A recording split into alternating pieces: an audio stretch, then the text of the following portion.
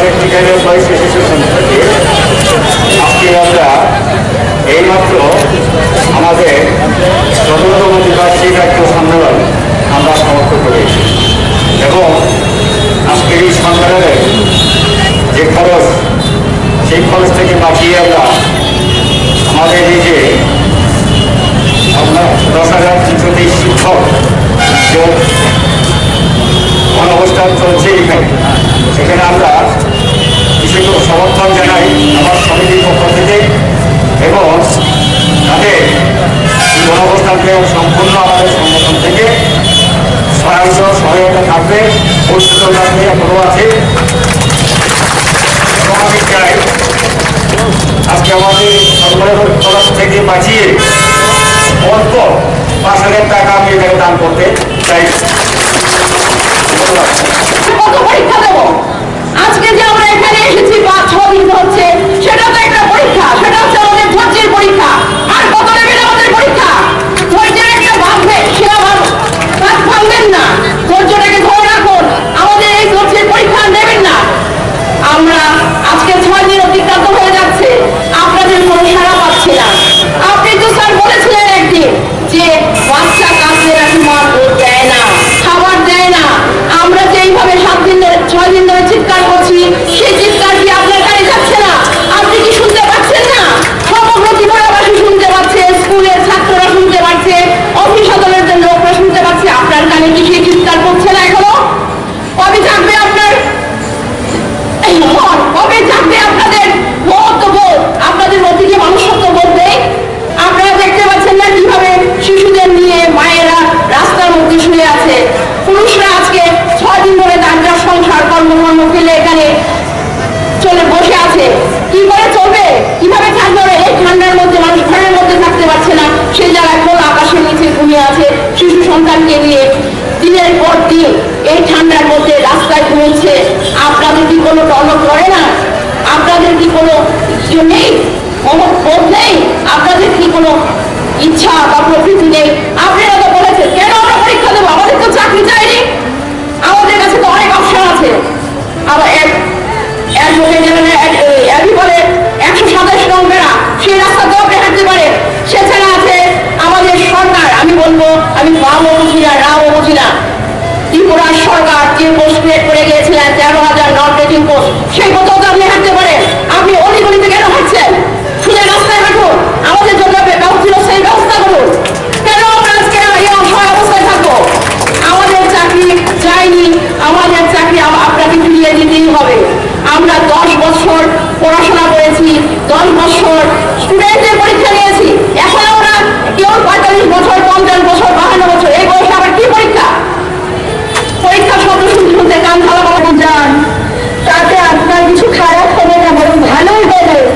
আর সেই শিল্পীর মতো হতে যাবেন না। সামনে নির্বাচন আসছে, আমি আবারও বলছি এটা রাজনীতি মঞ্চে নয়, এটা আমাদের কর্মের লড়াই, আমাদের অধিকারের লড়াই। আর কি ভাবছেন? দেখছেন আপনি যেমন বলেছেন ময়দানে আসতে আপনাকে কে চায় কে না চায়, নাকি এটাই দেখছেন ময়দানে যে এখানে আমাদেরকে কতজন ভোট দিচ্ছে? হেরে যাবেন, আপনি হেরে যাবেন, দেখতে হবে। দিন দিন আমাদের ভোটের সংখ্যা বাড়ছে, গোটা ৩৭ লক্ষ জনগণ এখন আমাদের পাশে। কি করবেন? তাকে নিয়ে রাখবেন আপনি মঞ্চটা, আপনার মঞ্চে তো টাকা বলে না, কম্বল বাঁচতে বাঁচতে কম্বলটাই শেষ হয়ে যায়। দেখুন শেষটা হয়তো আপনার এমন না জেনে হয়, তার জন্য ভাবছি আসুন, বলছি আসুন, এখন আপনাকে এখানে আসতে হবে।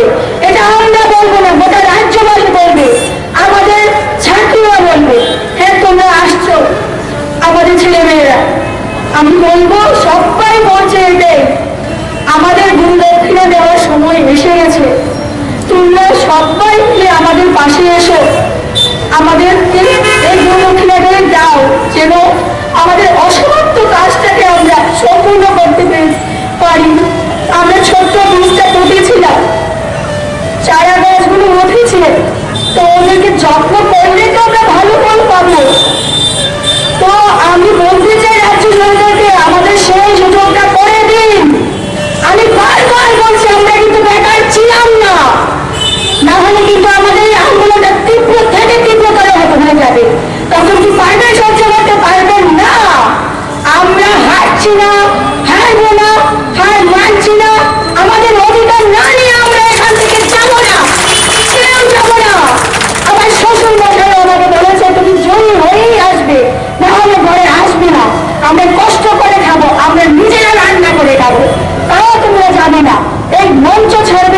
তোমাদের ন্যায্য অধিকার, তোমাদের ন্যায্য পাওনা এটা নিয়ে আসবে।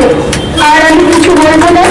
আমি বলি সিংহরা চুপ করে থাকে না, কারণ সিংহরা হুঙ্কার করে, গর্জন করে, যখন ওদের খিদে পায় ওরা কিন্তু বলে সব বন্ধু করে খেয়ে নেয়। আপনারা যদি সিংহদের খাবারের ব্যবস্থা না করেন তাহলে এই সিংহরা একদিন হয়তো তাকে খাবে, ভালো না মন্দ সে দেখে খাবে না, সেটা ভেবে রাখবেন। আর যদি সিংহদের খাবারের ব্যবস্থা করেন নিশ্চয়ই ওনারা চুপ থাকে, ঘরতে থাকবে, যার যার বাড়িতে থাকবে, স্কুলে থাকবে, অফিসে থাকবে। তাই বলছি স্যার, বিনম্রভাবে অনুরোধ করছি, এখনো ভালো আছে আপনারা আমাদের জন্য বিকল্প ব্যবস্থা করুন এবং আমাদের চিরস্থায়ী ব্যবস্থা করুন, যাতে আমরা ভাত খেয়ে নিজের জীবন বাঁচাতে পারি এবং আমাদের শিশু সন্তান নিয়ে, বৃদ্ধ পাতা নিয়ে ভালোভাবে বাঁচতে পারি। কারণ আপনাদের দিকে চেয়ে আছে সমগ্র ত্রিপুরাবাসী। এই আপনারা যদি, আপনি তো অভিভাবক, সমগ্র ত্রিপুরাবাসীর অভিভাবক, তাহলে আপনি কি 10,200 অভিভাবক নন? আপনি তো নিজে প্রতিশ্রুতি দিয়েছিলেন ইলেকশনের আগে যে আপনারা আসলে পরে আমাদের ব্যবস্থা করবেন। এখন কোথায় গেল আপনাদের সেই কথা? আপনাদের সেই বিগত 2 মাস আগে আমরা গিয়েছিলাম আপনার কাছে, আপনি তখন বলেছিলেন আমাদেরকে ব্যবস্থা করবেন, চিরস্থায়ী ব্যবস্থা, কিন্তু ওই ব্যবস্থা তো করলেন না। 76 জন আমাদের শ্মশানে চলে গেল, তাদের চির ব্যবস্থা হয়ে গেল, কিন্তু আর বাকিদের আমরা সেই ব্যবস্থা করতে দিচ্ছি না। তাই আমরা চাচ্ছি আপনার কাছে, আমরা বাবুগুলো নিবেদন করছি, আপনি এখনো আমাদের একটা ভালো ব্যবস্থা করে দিন এবং আমাদের চাকরি আমাদের ফিরিয়ে দিন। তাহলে আমরা হয়তো ইতিহাসে হয়তো আপনার নাম স্মরণ করে লেখা থাকবে, আমরা আপনাকে সোনার সিংহাসনে বসাবো। নিশ্চয়ই আপনি আমাদের শিশু সন্তানদের মুখের দিকে চেয়ে, বৃদ্ধ পিতামাতার মুখের দিকে চেয়ে তাদেরকে আমাদের ছিল ব্যবস্থা করে দিন। কারণ আমাদের চাকরি চাইনি এবং আমাদের চাকরি ছিল এবং আমরা আমাদের চাকরি নিয়ে যাব। আমরা এই গণঅবস্থানে সংকল্প করে এসেছি যে আমরা আমাদের চাকরি ফিরিয়ে নিয়ে এখান থেকে আমরা যাব। আজকে 6 দিন অতিক্রান্ত হয়ে গেছে, আমাদের সংখ্যা কিন্তু বাড়ছে, আমরা কিন্তু কেউ বাড়িতে যাচ্ছি না। আপনি ভাববেন না যে আমরা ধরছি, আমরা কিন্তু পরীক্ষা দিতে দিতে এখানেও একটা পরীক্ষা দিচ্ছি, সেটা তো ধৈর্যের পরীক্ষা, আর লেভেলটা ধৈর্যের পরীক্ষা। এখন আমাদের একটা ব্যবস্থা করে দিন। আমি সম্পর্কিত অনেকেই আছে, যখন আমরা অবসর হয়ে যখন ফোনটা করি তখন বলে আমরা আছি তোমাদের পাশে। না বন্ধু, ঘরে বসে থাকলে চলবে না, লড়াইটা তো আমাদের, যেখানে গোটা রাজ্য আমাদের পাশে আসছে। তো তোমরা আসতে দ্বিধা কিসের লজ্জা? চাকরি যদি না থাকে আমাদের কিসের লজ্জা? ওদের তো আমাদের সব কিছুতেই অ্যালার্জি। আমরা যখন স্মরণ সভা করি তখন তো পুলিশ টেনে নিয়ে দেয়। মহাবলের দিন একটা ছোট্ট ঘটনা বলি। মহাবলের দিন আমি ছিলাম, আমার সাথে জালিয়া দিয়েছিল। আমরা রাধানগর স্ট্যান্ডে গিয়ে বসেছিলাম, কিছু পুলিশ বাহিনী গিয়ে বলছে আপনারা এখানে কেন? তো আমরা বলছি আমরা যাবো কোথাও। তখন কিন্তু স্ট্যান্ডে যে গাড়ি চালায় ওইখানে কর্মরত ওনারা এসে বলছে ওরা কোথায় যাবে। দিদি আপনারা কোথায় যাবেন না, আমাদের বলতে হয়নি, কি জানি বলেছিল তো কথাটা, আমি বলতে হয়নি। ওনারা বলছে আপনারা তো কোথায় যাবেন, বসুন প্যাসেঞ্জার হোক, তারপর গিয়ে আপনারা গাড়িতে উঠবেন। ওনারা বলছে না আপনারা বসতে পারবেন না। হ্যাঁ, আপনারা সাসপেক্টেড, আপনারা এখানে বসতে পারবেন না। ওইখান থেকে তখন আমি কি করি, আমি এখান থেকে সরে যাই, দাঁড়িয়ে দিয়ে সরে যাই। তারপর আমি রাস্তায় গিয়ে একটা টমটমে বসি। আমি একা ছিলাম, একা। পুলিশ টমে গিয়ে বলছেন ওনার পাশে মহিলাও কিছু আছে, পুলিশ মহিলা। আমরা বলছে দিদি আপনি কোথায় যাবেন? আমি যাবো কোথাও। তখন টমটমের লোকটাকে বলছে আপনার লাইন কোন দিকে? তখন উনি বলছে বলতলা যাবো। ওই যান না কেন, যান। আমি বললাম উনি যদি পুরোটা টমটম আমার জন্য নিয়ে যান তাহলে কি ওনার পৌঁছবে? উনি তো প্যাসেঞ্জার হয়ে যাবে। কেন আপনি একা রয়েছে? আমাকে দেখি যে আপনার বাংলাদেশে মনে হচ্ছে, না চোখ দেখার আসামে মনে হচ্ছে, না আমার কোনো চেহারাতে কিছু লেখা আছে? বলে না আপনি এখানে বসতে পারবেন না। আমি বললাম সাবধান হয়ে কথা বলুন, কাকে বলে দেখাচ্ছে? আমি যদি এখন মানহানির কিছু টেস্ট করি, আপনার সাথে তো পুলিশ মহিলাও আছে, ওনারা তো বলতে পারতেন। আপনি কেন পুলিশ শুধু আমাকেই জিজ্ঞেস করছেন আমার মুখটাতে কি আছে এবার? তখন উনি কি করেন, লজ্জায় সরে যান, বললেন না না দিদি বসুন বসুন, আমার গুলো তো মা বোন আছে। তো আপনি তো প্রথম প্রেজেন্টেশনটা মা বোনের মতো দেননি, কেন করলেন?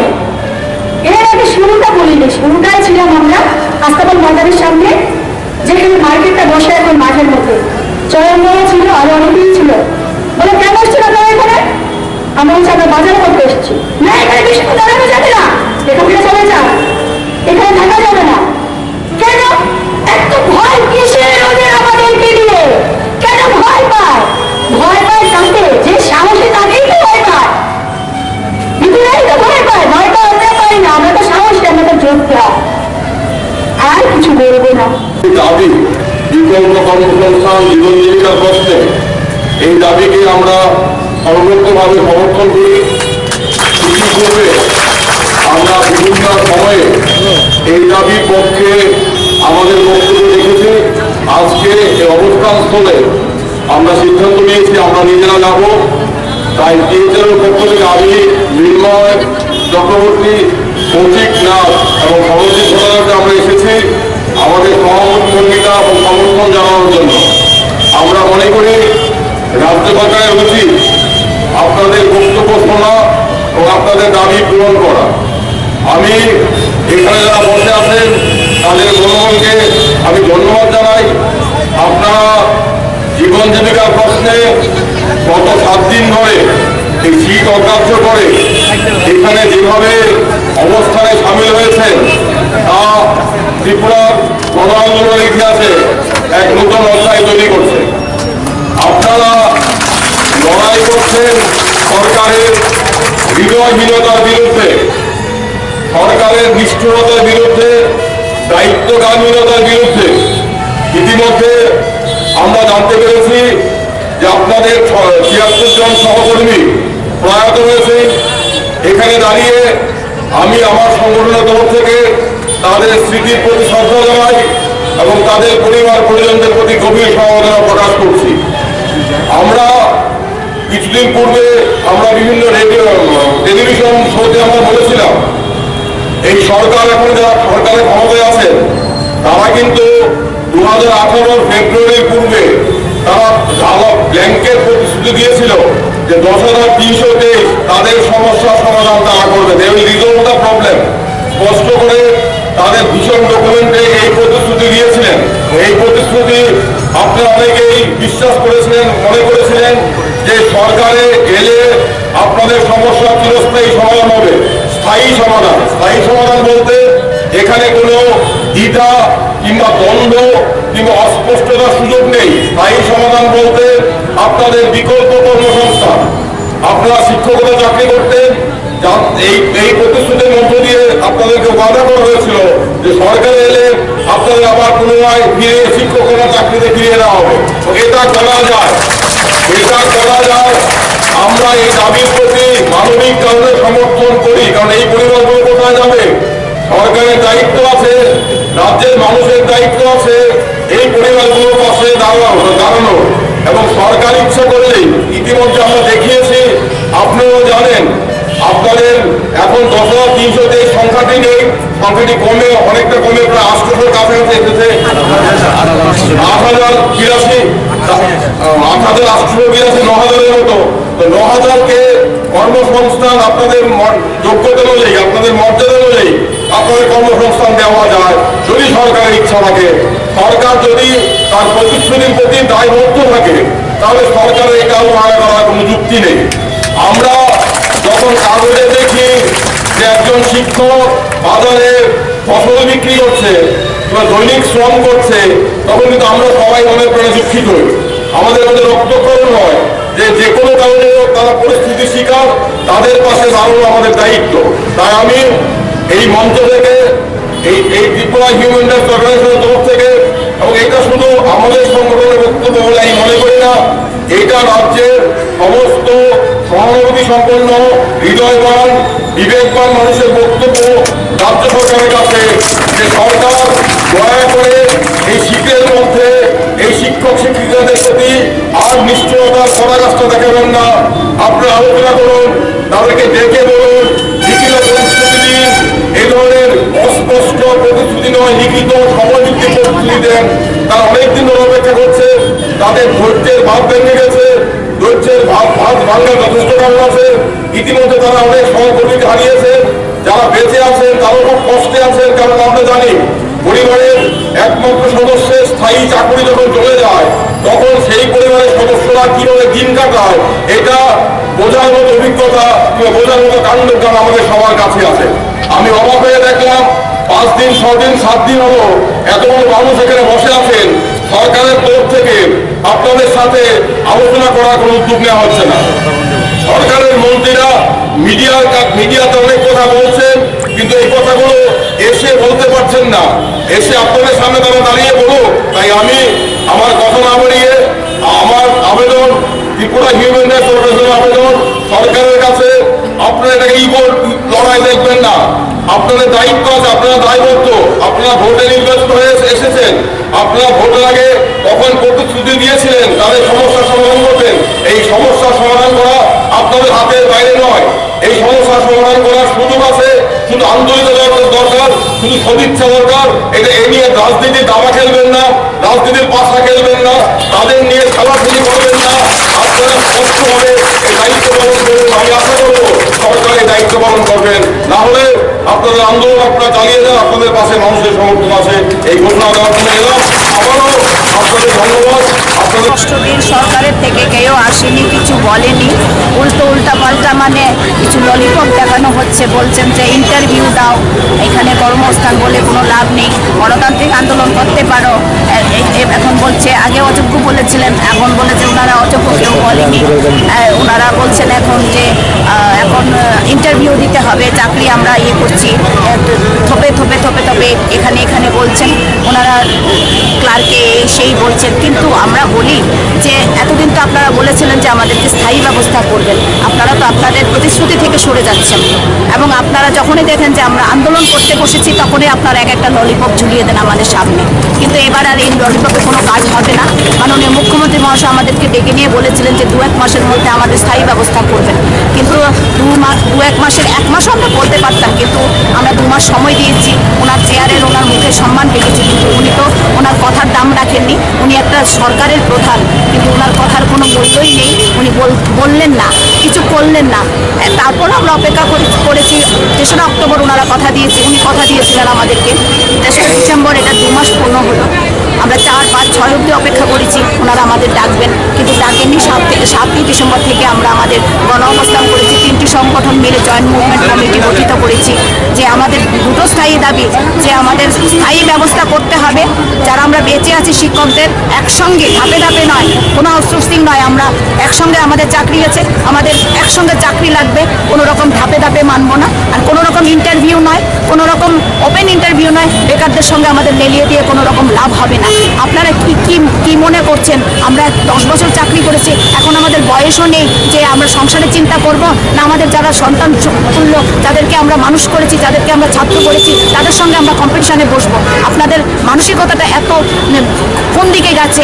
কি ধরনের ষড়যন্ত্র করছেন আপনারা? আপনারা আমাদের অভিভাবক, আপনাদের দায়িত্ব যে আমাদের চাকরি দেবেন। আপনারা মুখে বলেছেন, আপনারা প্রতিশ্রুতি দিয়েছেন আমাদেরকে স্থায়ী ব্যবস্থা করবেন, কিন্তু আপনারা তো করছেন না। উল্টো আমাদেরকে একটা আন্দোলনের আগে আপনারা এই ধরনের বলছেন, এবং এখন বলছেন ইন্টারভিউ দিতে হবে। ইন্টারভিউ দেওয়ার মতো অবস্থা নেই আমাদের। আমরা পরিবারের চিন্তা করবো, পরিবারের মুখে ভাত দেবো, নাকি আমাদের ইন্টারভিউর জন্য প্রস্তুত হবো? এবং আমাদের বয়স, আমাদের 10 বছর, আমাদের সবগুলো চলে গেল, এখন সেই অবস্থা আছে। আপনারা বেকারদের সঙ্গে আমাদের তুলনা করলে তো হবে না, কারণ 10 বছরের চাকরি আমাদের, আমরা তো ডিগ্রি দেখিয়ে করেছি। আর যারা বেকার হয়েছে তারা আমাদেরই ছাত্রছাত্রী, এবং তাদের সঙ্গে, বেকারদের সঙ্গে, ওদের সঙ্গে আমরা কম্পিটিশন করবো, এটা হয়? এবং আপনারাই বলেছিলেন যে আমাদের স্থায়ী ব্যবস্থা করার জন্য আপনারা কোর্টে গিয়েছিলেন, তাও সেখানে বলা হয়েছে সান্ত্বনা, সেখানে বলা হয়েছে ডিগ্রেড হয় না। আপনারা আমাদের অসম্মানজনক পোস্ট সৃষ্টি করেছেন গ্রুপ ডি, তারপরেও আমরা চুপ থেকেছি কেন? আমরা বলছি যে গ্রুপ ডি পোস্ট কি, মালি, cooker, mid day meal cooker, night guard, এগুলো টিচারদের জন্য আপনারা সৃষ্টি করেছেন। তারপরও আমরা এটা মন থেকে না মেনে নিতে পারলেও পেটের তাগিদে, হাতের তাগিদে মাননীয় সুপ্রিম কোর্ট বলেছেন যে এটা ডিগ্রেড করে না, অসম্মান করে না, এটা অবমাননা করে না, এটা জাস্ট সোলাস আমাদের জন্য সান্ত্বনা। ফলে আমরা ভাতের তাগিদে আমরা বলছি যে হ্যাঁ, এটাও মেনে নিতে পারি যদি আপনারা চাকরি দিয়ে দেন আমাদেরকে। আপনারা বলেছেন 10,323 স্থায়ী সমাধান করেন। আরে আমাদের তো এখন ভাতের দরকার। আমরা এখানে পড়ে আছি পরিবার পরিজন নিয়ে, আমার গলা ভেঙে গেছে, আপনারা দেখতে পাচ্ছেন। ম্যাক্সিমাম অসুস্থ হয়ে পড়ছে। আজকে 10 জনের মতো একজন দিদিমণি আজকে এখন এসছে জিবি থেকে স্যালাইন খেয়ে। আমার নিজের অবস্থা খারাপ, এবং প্রচুর টিচাররা অসুস্থ হচ্ছে, হাসপাতাল যাচ্ছেন, কেউ লো প্রেশার, কেউ জ্বর উঠে যাচ্ছে, কেউ ঠান্ডা লেগে অসুস্থ হয়ে যাচ্ছেন, ভ্যারাইটিস, কোমরে ব্যথা, পায়ে ব্যথা, শারীরিক অসুস্থতা বোধ করছেন। আজকে 6 দিন ধরে বাচ্চাদের নিয়ে দূর দূরান্ত থেকে শিক্ষক শিক্ষিকারা এসছেন। আমাদের কি সম্মান, আমাদের অসম্মান করার তো আপনাদের কোনো অধিকার নেই। আপনারা রাজ্যের অভিভাবক, আপনাদের কাছে এবং সরকারের প্রধান আপনারা, আপনাদের কাছে আমরা আমাদের দাবি জানাবো না তো কার কাছে জানাবো? আর আপনাদের এত ইগো কেন? আপনাদের ইগো কোথায়? আপনারা যদি রাজ্যের পূর্বতন সরকার 12,000 শিক্ষা দপ্তরে এবং 1,000 সমাজ শিক্ষা দপ্তরে 13,000 পোস্টের সৃষ্টি করেছিলেন, আমাদেরকে ওটার মধ্যে পুনর্বহাল করার সুযোগ ছিল। আমরা ইন্টারভিউ ফেস করেছিলাম, বাকি বেকাররাও করেছিল। সেই ইন্টারভিউতে আমরা অপেক্ষা করেছিলাম, প্রসিডিউর সব শেষ হয়ে গেছিল, আমাদেরকে দেওয়া হতো, কিন্তু কোনো কারণে বা যারা করেছেন সারা রাজ্যবাসী 8 থেকে 80 কারণ মানে বাদ নেই, জানে না যে কারা বা কে এটার বিরুদ্ধে ষড়যন্ত্র করেছিল, এটাকে কন্টেম্প্ট অফ কোর্ট করে দিয়েছিল।